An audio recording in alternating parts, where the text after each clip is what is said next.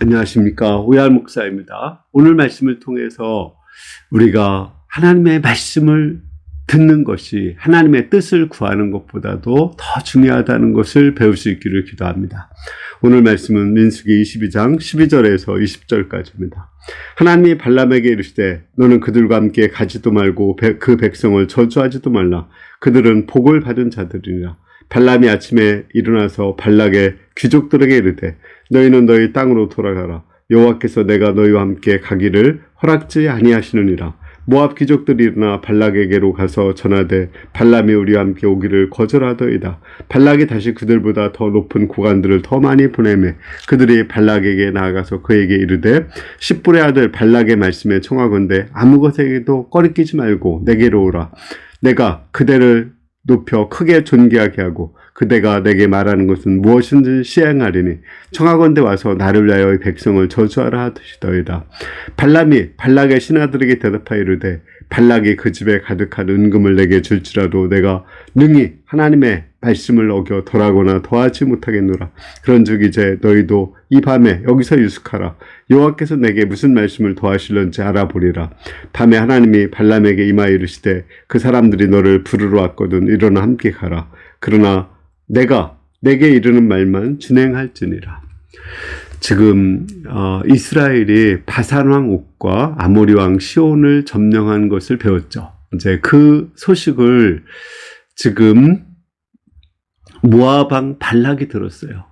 이제 자기도 망할 것 같은 두려움이 생기니까 그는 그 발람이라는 선지자를 초청해서 그 발람을 통해서 이스라엘을 저주하게 해달라고 했어요.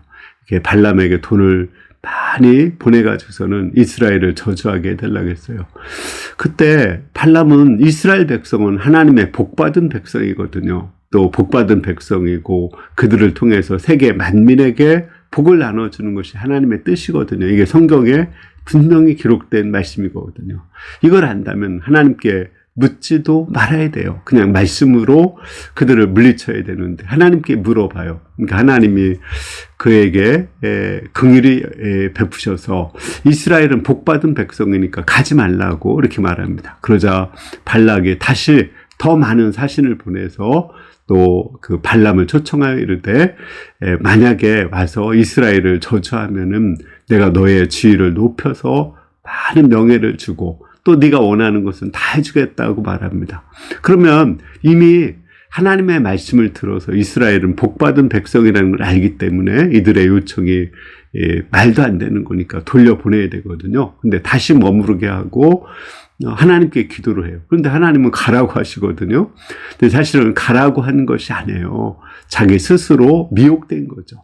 아니면은 하나님께서 너무 고집을 피우니까 그의 그 소원을 한번 허용을 해준 거지 들어준 거라고 보기는 어렵습니다.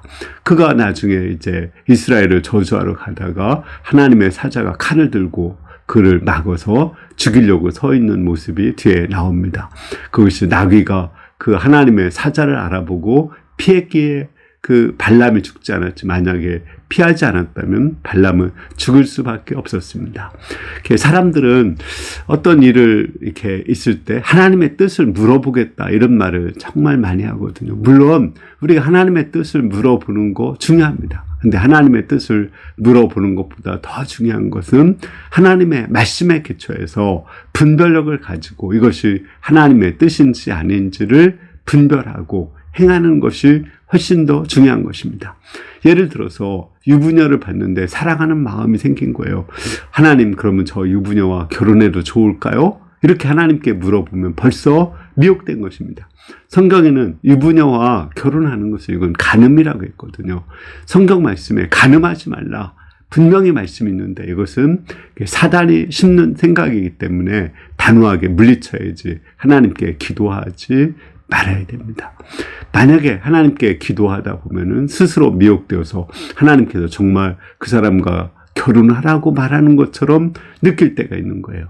그러니까 우리가 하나님의 뜻을 묻는 것보다 더 중요한 건 성경 말씀에 기초해서 하나님이 무엇을 원하는지, 무엇을 기뻐하시는지 바른 가치관을 가지고 그 가치관을 따라서 행동하는 것입니다.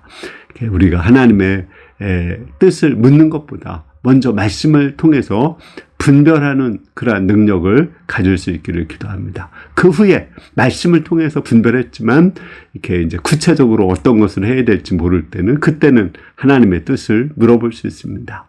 우리가 말씀의 기초에서 하나님의 뜻을 알고 그 다음에 하나님의 뜻을 물어볼 수 있기를 기도합니다. 감사합니다.